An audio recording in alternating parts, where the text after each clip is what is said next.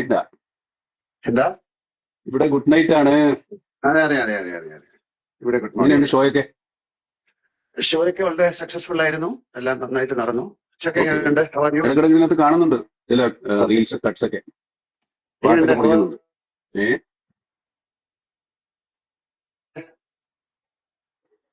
കേൾക്കാമോ?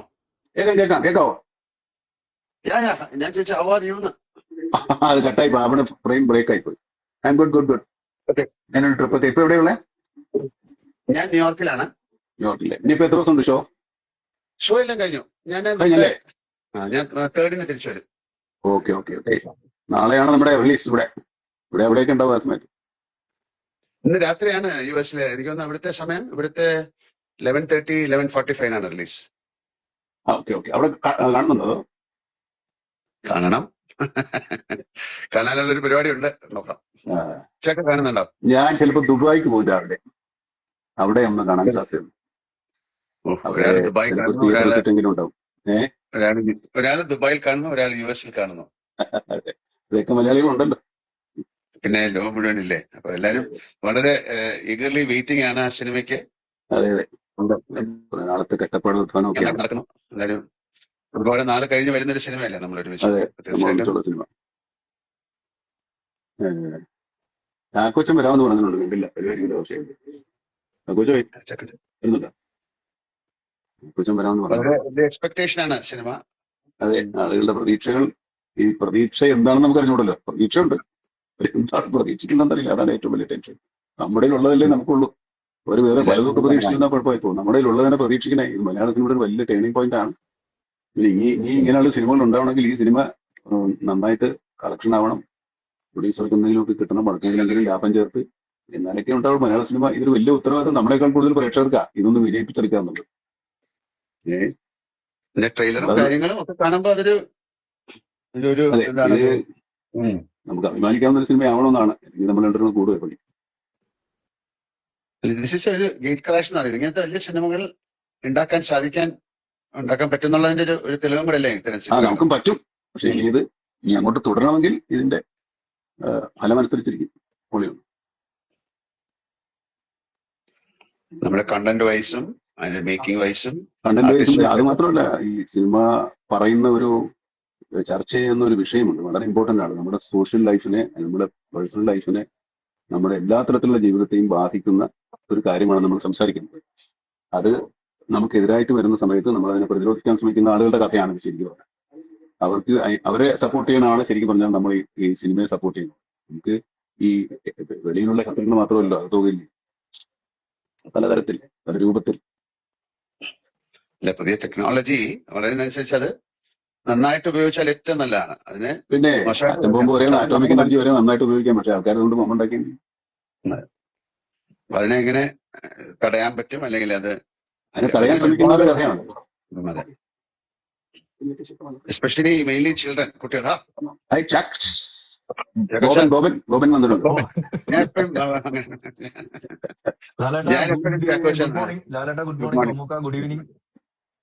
നിങ്ങൾ എവിടെയാണ് ഇതിന്റെ ഇടയിലെ ഗുഡ് ആഫ്റ്റർനൂൺ പറയണോ?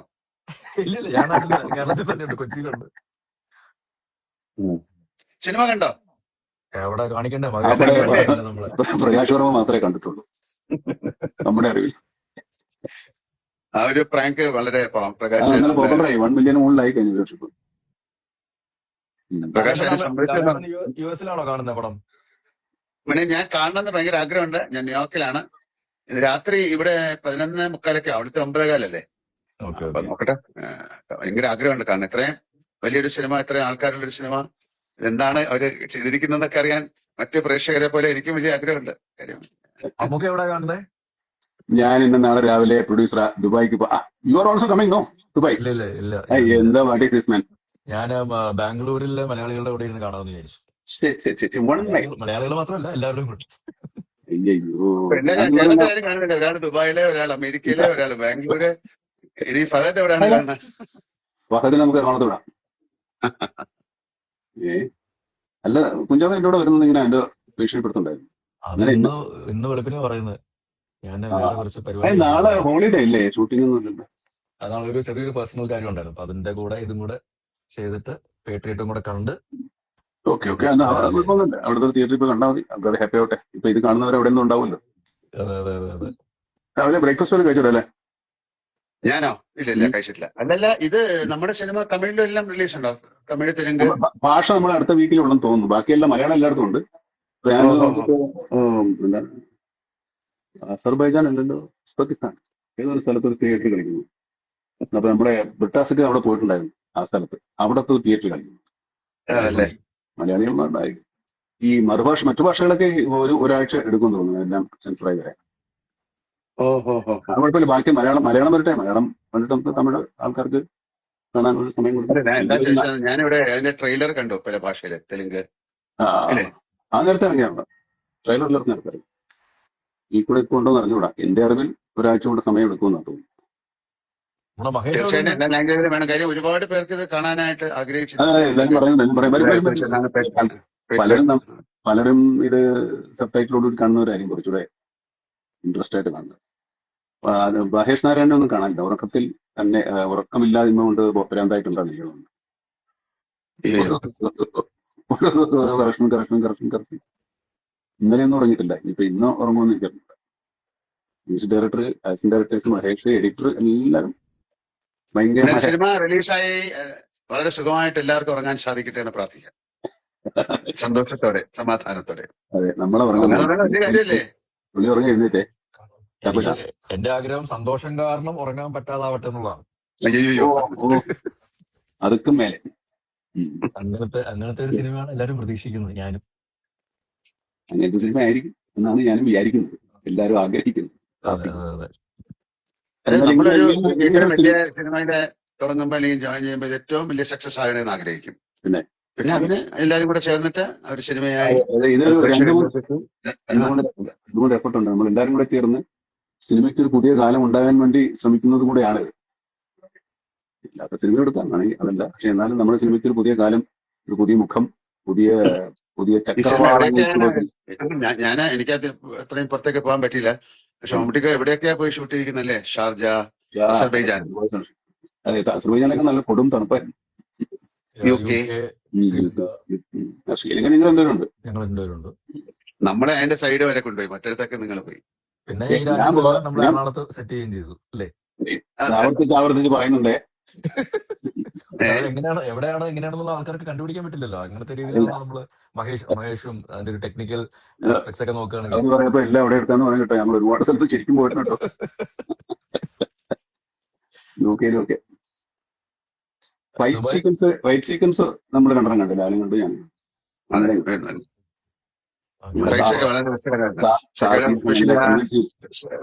ഇപ്പൊ പറയാം, ആ ഫ്ലൈറ്റിനുള്ളിലെ ആക്ഷൻ ഇസ് വെരി ഗുഡ്. മറ്റേ ആ ഹോസ്പിറ്റൽ എത്ര നേരം എടുത്തു. നിങ്ങളുടെ ക്ലൈമാക്സ് പറഞ്ഞെടുക്കാം.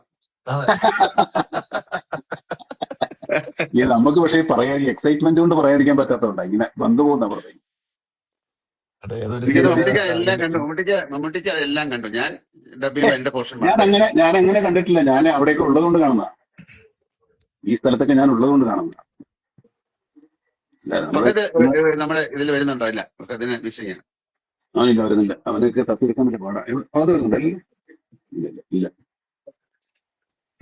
കുറെ സെന്ററുകളുണ്ട് എല്ലായിടത്തും ലോകവ്യാപകമായി.